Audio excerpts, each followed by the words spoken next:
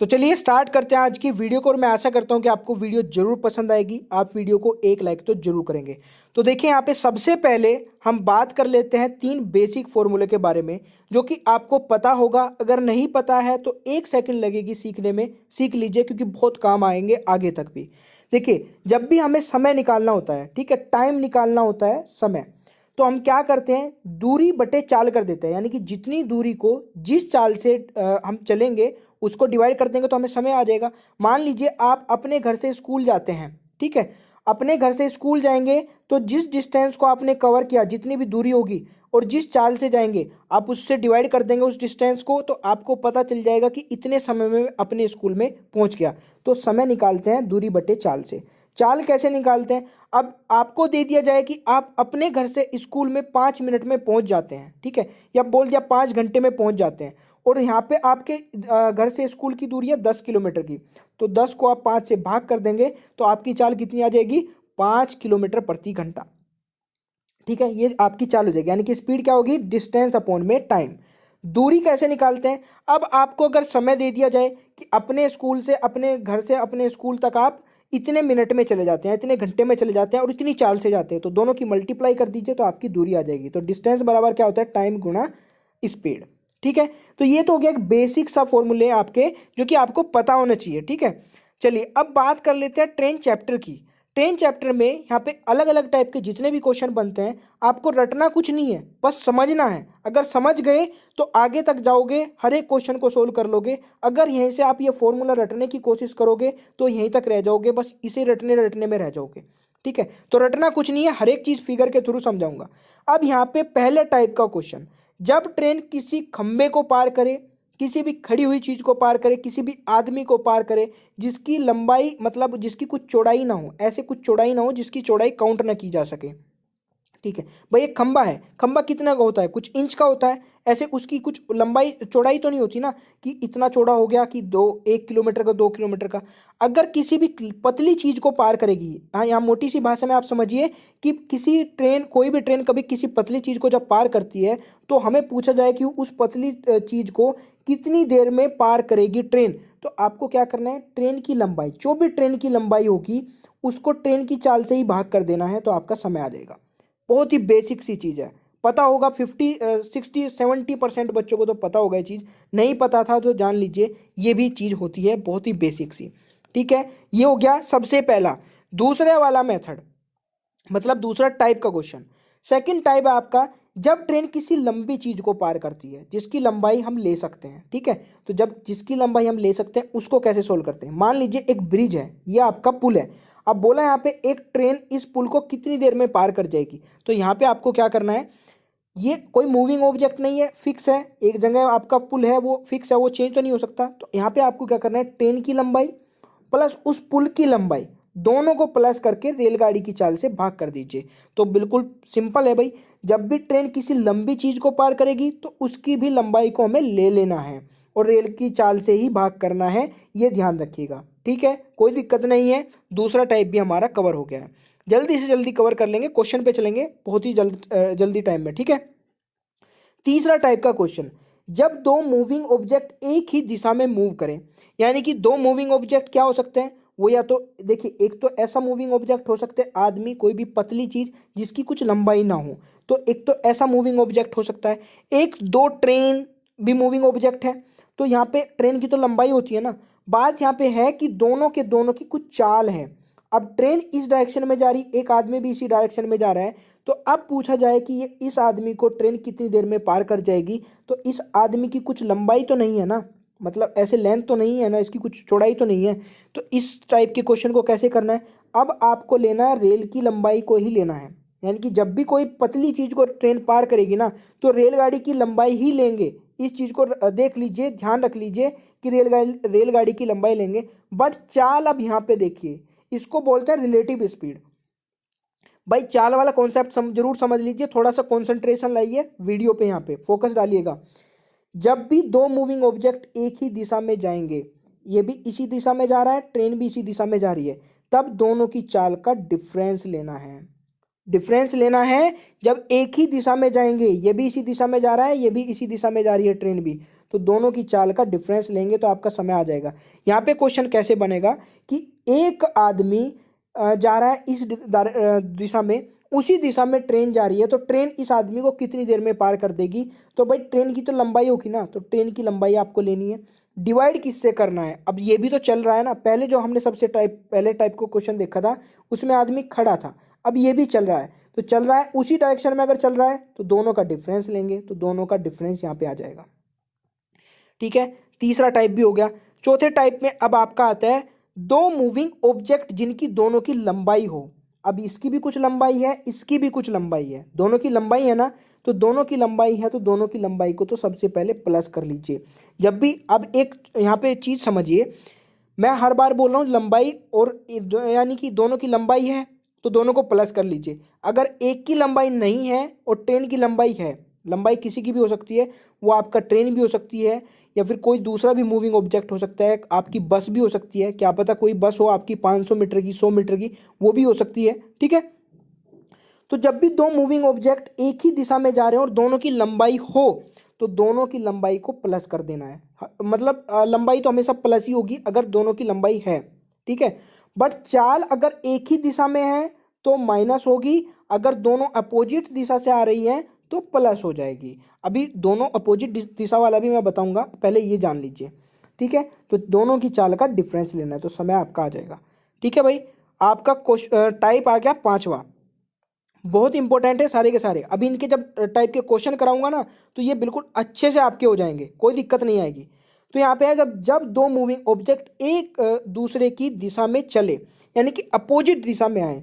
अब दो moving object, यहाँ पे देखिए इसकी भी कुछ लंबाई है, इसकी भी कुछ लंबाई है। ठीक है, तो जब दोनों की लंबाई एक दूसरे की दिशा में चलेंगे तो दोनों की लंबाई को प्लस करना है। लंबाई तो दोनों की है ना, तो दोनों की लंबाई को प्लस कर दीजिए। बट जब दोनों की चाल भी हो, ठीक है, और एक दूसरे की तरफ को आ रहे हो तो दोनों की चाल को प्लस कर देते हैं। अभी मैंने क्या बताया ऊपर वाली लाइन में कि जब एक दिशा में जाते हैं दोनों के दोनों मूविंग ऑब्जेक्ट तो दोनों का डिफरेंस लेते हैं, यानी कि इसको इसमें से माइनस कर दीजिए, इसको इसमें से माइनस कर दीजिए, डिफरेंस लेंगे। जब एक दूसरे की तरफ को आएंगे तो दोनों को हम प्लस कर देंगे। समझ गए ना, तो ये हो गया बिल्कुल बेसिक। अब चलते हैं क्वेश्चंस पे। क्वेश्चन से आप बिल्कुल अच्छे तरीके से समझ जाएंगे कि क्या मैं आपको अभी तक समझा रहा था। देखिए 5 से 6 7 मिनट जरूर लग गई, पर चीज़ें एक एक क्लियर हो जाएगी, क्योंकि अगर मैं डायरेक्ट क्वेश्चन पे आ जाऊं तो आप हर बार पूछोगे कि सर ये क्यों हो रहा है, ये क्यों हो रहा है। अगर आप इस वीडियो को 2 बार देख लेते हैं तो कभी नहीं भूलेंगे इस पूरी की पूरी सीरीज को। ठीक है, तो चलिए स्टार्ट करते हैं। भाई सारे टाइप के क्वेश्चन देखिएगा, आप शुरू में ये मत बोलिएगा कि सर इतना इजी क्वेश्चन तो कोई कभी पूछे नहीं जाता। सारे टाइप के कराऊंगा, टेंशन मत लीजिए, एक वीडियो और लेके आऊंगा। ठीक है, तो क्वेश्चन नंबर 1 है, यदि 300 मीटर लंबी एक रेलगाड़ी 72 किलोमीटर प्रति घंटा की चाल से चल रही है, एक खंबे को पार करने में रेलगाड़ी कितना समय लेगी। सबसे पहले क्वेश्चन की फिगर पे जाइए, ये दे रखा है 300 मीटर, ये दे रखा है 72 किलोमीटर प्रति घंटा। इससे इसका मतलब ये है कि आपका जो 300 मीटर है ये तो मीटर हो गया, ये किलोमीटर हो गया, तो इसको भी किलोमीटर को भी मीटर पर सेकंड में बदलना पड़ेगा, यानी कि किलोमीटर को मीटर पर सेकंड में बदलना पड़ेगा, क्योंकि हमारी जो वैल्यूज़ होती हैं वो दोनों इक्वल होनी चाहिए। अगर ये किलोमीटर में दे रखा है ना तो यहाँ पे ये किलोमीटर में होना चाहिए था। ठीक है, अगर ये मीटर में है तो इसको भी मीटर पर सेकंड में बदलना पड़ेगा। ये मैं आपको अभी बताऊंगा, क्योंकि शुरू में सारी चीज़ें बता देता तो ये आपको कन्फ्यूजन हो जाता। ठीक है, तो यहाँ पे समझिए, सबसे पहले तो एक 300 मीटर लंबी रेलगाड़ी है जो कि एक खंबे को पार करती है, तो कितने टाइम में पार कर लेगी आपसे पूछा है। तो ट्रेन की लंबाई है आपकी 30 मीटर की, खंबे की कुछ लंबाई नहीं है और खंबा एक जगह पे खड़ा है, ये 72 किलोमीटर प्रति घंटा की चाल से जा रही है। तो क्या करेंगे, समय बराबर रेलगाड़ी की लंबाई अपोन में रेलगाड़ी की चाल। ठीक है, ये सबसे पहला फॉर्मूला था हमारा। तो हम क्या करेंगे, 72 किलोमीटर प्रति घंटा को मीटर पर सेकंड में बदलने के लिए क्या करेंगे, 5/18 से मल्टीप्लाई कर लेंगे। ये आपका फिक्स है, इसको रट लीजिए कि जब भी किलोमीटर से मीटर में बदलते हैं तो 5/18 से, और जब भी मीटर पर सेकंड से किलोमीटर में बदलेंगे तो 18/5 कर देंगे। भाई एक बार वो बता देता हूँ, जब भी किलोमीटर से मीटर पर सेकंड में बदलेंगे तो आपको 5/18 से मल्टीप्लाई करनी है, और जब भी मीटर पर सेकंड से किलोमीटर पर सेकंड में जाएंगे, किलोमीटर पर आवर में जाएंगे तो 18/5 से मल्टीप्लाई कर देंगे। अभी धीरे धीरे आप सब चीज़ सीख जाएंगे, टेंशन मत लीजिएगा। ठीक है। तो यहाँ पे आपको क्या करना है, रेलगाड़ी की लंबाई अपोन में रेलगाड़ी की चाल, तो 300/200 कर देंगे तो कितना आ जाएगा, 15 सेकंड आपका राइट आंसर हो जाएगा। तो सिंपल है भाई, ये 72 को मैंने 5/18 से मल्टीप्लाई किया तो 4 बार जाएगा, 20 मीटर पर सेकंड आपका आ गया। 300 मीटर को जब 20 मीटर पर सेकंड से जाएंगे तो 15 सेकंड में इस खंबे को पार हो जाएगा, ये आपका आंसर हो जाएगा। सिंपल था। चलिए नेक्स्ट क्वेश्चन पे चलते हैं। अब जब एक ट्रेन किसी लंबी चीज को पार करे तब कैसे करना है। 54 किलोमीटर प्रति घंटा गति से चलने वाली 320 मीटर लंबी रेलगाड़ी 450 मीटर लंबे पुल को पार करने में कितना समय लगेगी। मैंने क्या बताया था, जिसकी लंबाई होगी तो लंबाई को तो दोनों की प्लस कर देंगे। सबसे पहली चीज तो दोनों की लंबाई को प्लस करेंगे, रेलगाड़ी की लंबाई और पुल की लंबाई, और रेलगाड़ी की चाल से भाग कर देंगे। रेलगाड़ी की चाल दे रखी है 54 किलोमीटर प्रति घंटा और जो इनकी लंबाई है वो मीटर में है, तो इसको भी मीटर पर सेकंड में बदल लीजिए। तो 54 को मीटर पर सेकंड में बदलेंगे तो 5/18 से मल्टीप्लाई कर देंगे, तो 18 से 54 जाएगा 3 बार, 3 की 5 में करेंगे तो 15 मीटर पर सेकंड आपका आ जाएगा। यानी कि क्या करूंगा मैं, इन दोनों को प्लस करूंगा, 320 और 450, 320 450 को प्लस करेंगे, 15 से भाग कर देंगे तो 770 को डिवाइड करेंगे 15 से तो कितना आ जाएगा, 51.33 सेकंड। यानी कि इतने सेकंड में ये ट्रेन इस पुल को पार कर जाएगी।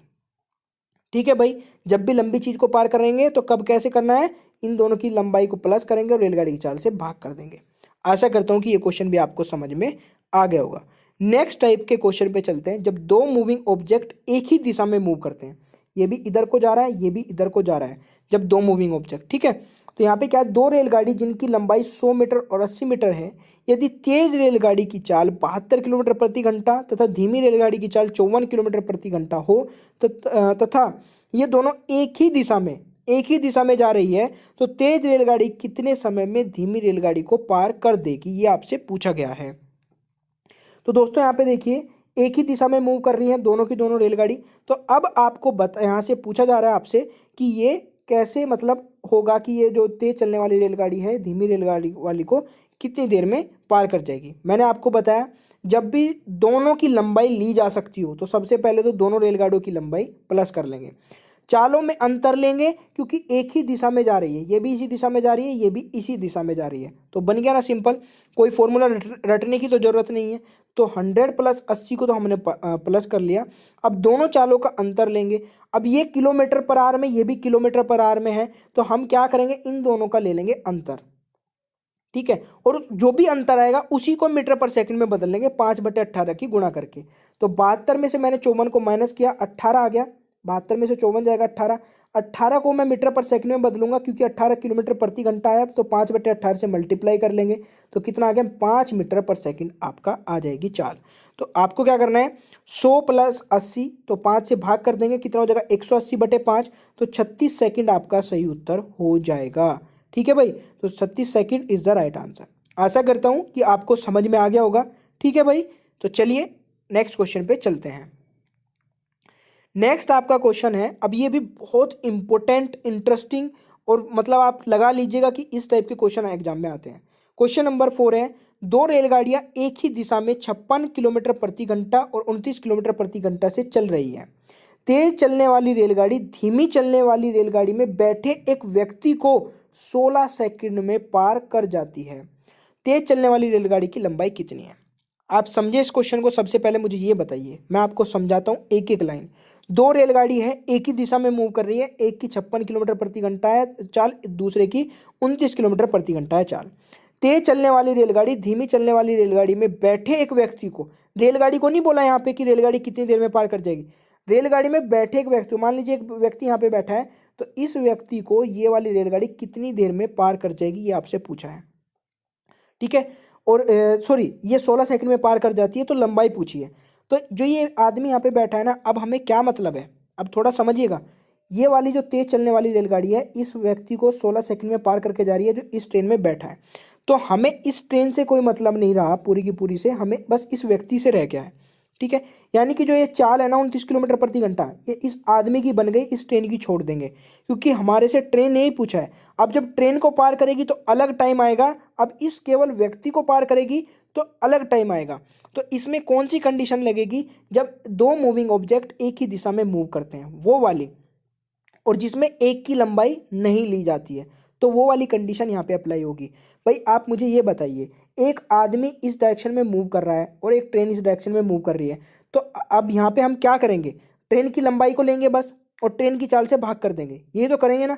तो यहाँ पे जो आदमी मूव कर रहा है ना, ये वाला आदमी जो इसमें बैठा है, तो ये पूरी की पूरी ट्रेन को नहीं निकालेंगे, क्योंकि ट्रेन को अगर निकालेंगे तो अलग कॉन्सेप्ट यूज होगा, दोनों की लंबाई को प्लस करते हैं, बट यहाँ पे दोनों की लंबाई प्लस नहीं होगी, क्योंकि सिर्फ हमें जो बताया गया क्वेश्चन में वो ये बताया गया कि इस व्यक्ति को 16 सेकंड में पार करती है, तो सिर्फ हम 16 सेकंड वाले व्यक्ति को ही लेंगे, यानी कि रेलगाड़ी की लंबाई और चालों का अंतर लेंगे। ठीक है, अगर क्वेश्चन में डाउट लगेगा तो पूछ लीजिएगा भाई। तो रेलगाड़ी की लंबाई हमने ले ली यहाँ पे एल, ठीक है, क्योंकि यही हमें निकालना है। समय है हमारा 16 सेकंड और टाइम हमारा क्या हो जाएगा, 56 में से 29 को माइनस करेंगे 27, 27 की गुणा 5/18 में करके मीटर पर सेकंड में बदलेंगे, क्योंकि 17 किलोमीटर प्रति घंटा है आपका आया है।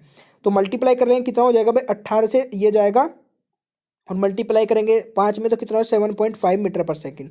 तो यहाँ पे बस डिवाइड कर दीजिए, 16 बराबर कितना हो जाएगा, एल अपॉन को 7.5 से डिवाइड करेंगे तो इस तरीके से क्रॉस मल्टीप्लाई हो जाएगी। तो एल बराबर 120 मीटर आ जाएगा, यानी कि लेंथ ऑफ ट्रेन कितनी हो गई, 120 मीटर। आशा करता हूँ कि क्वेश्चन समझ में आया होगा। अगर समझ में नहीं आया है तो कल फिर एक इसी टाइप का क्वेश्चन मैं कवर करा दूंगा, क्योंकि कल भी एक वीडियो आएगी ट्रेन चैप्टर पे। ठीक है, चलिए नेक्स्ट क्वेश्चन पे चलते हैं।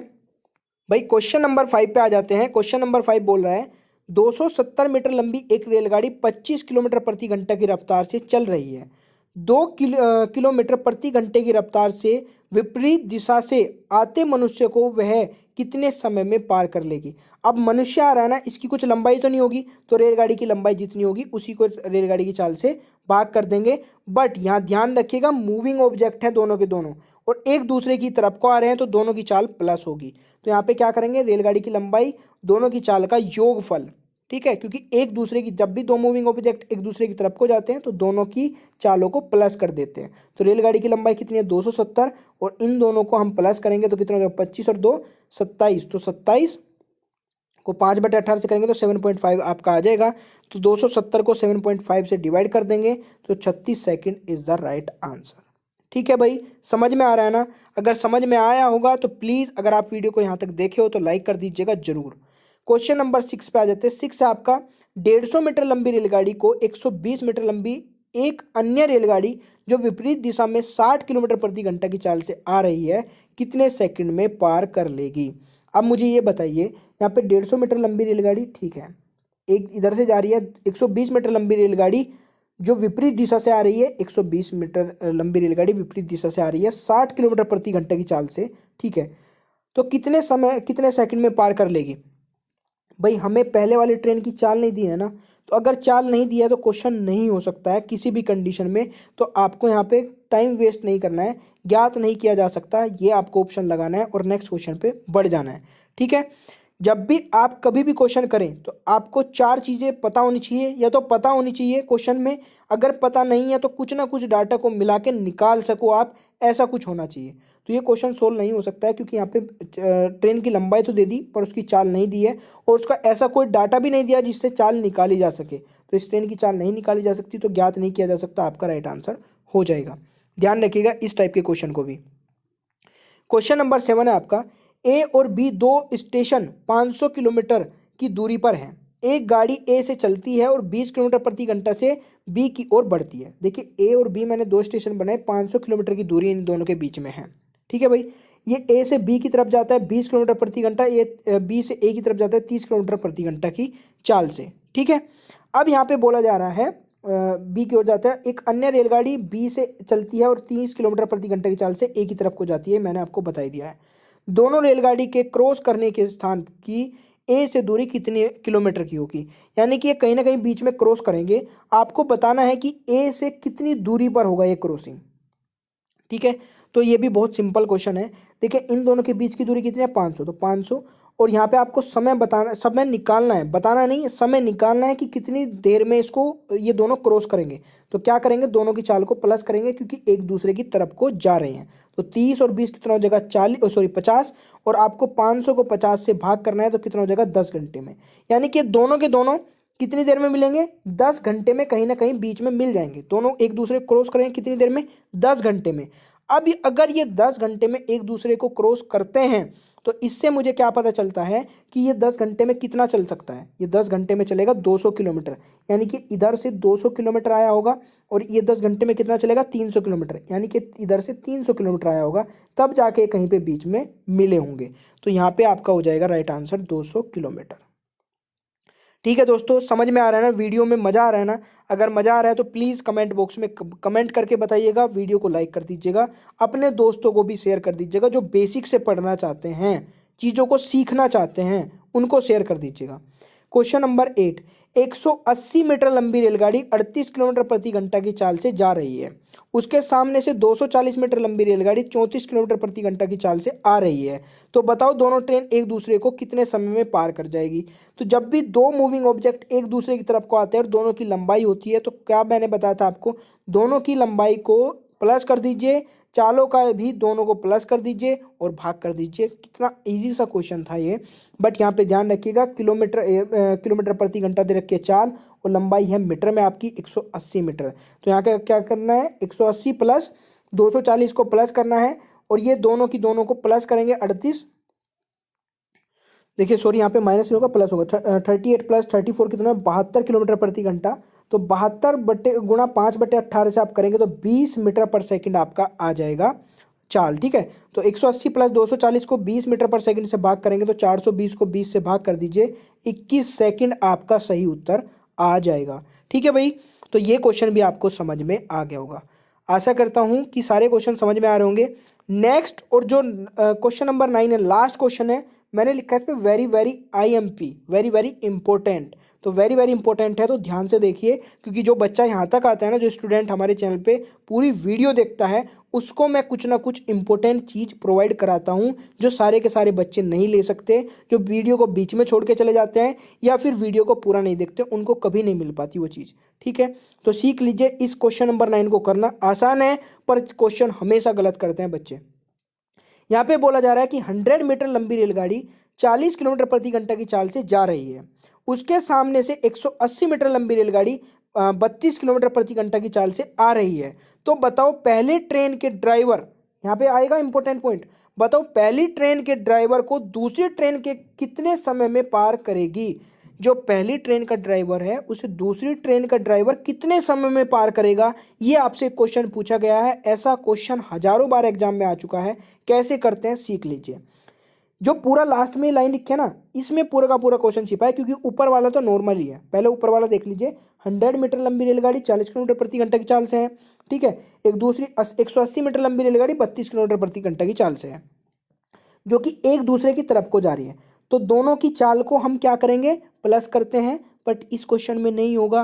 क्यों नहीं होगा, इस लाइन में छिपी है वो सारी चीज़, बट इनकी चाल को प्लस करेंगे, चाल को पहले प्लस करके उसको मीटर पर सेकंड में बदल लेते हैं।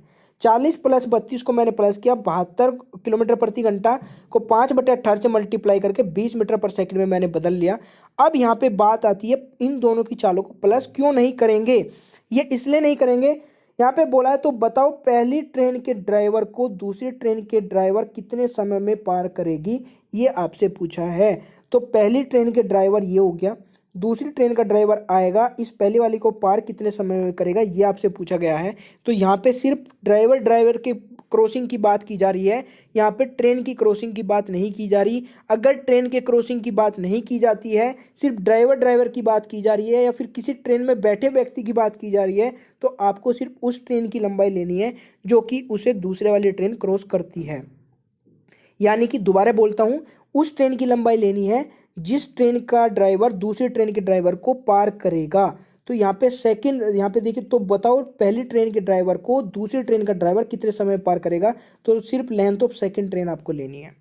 समझे आप इस क्वेश्चन को। तो यहाँ पे सेकंड ट्रेन की लेंथ कितनी है, 180 मीटर लंबी है। तो 180 को आपको भाग करना है 20 मीटर पर सेकंड से, तो आपका 9 सेकंड राइट आंसर आ जाएगा। यानी कि 9 सेकंड में सेकंड ट्रेन का ड्राइवर फर्स्ट ट्रेन के ड्राइवर को पार कर जाएगा।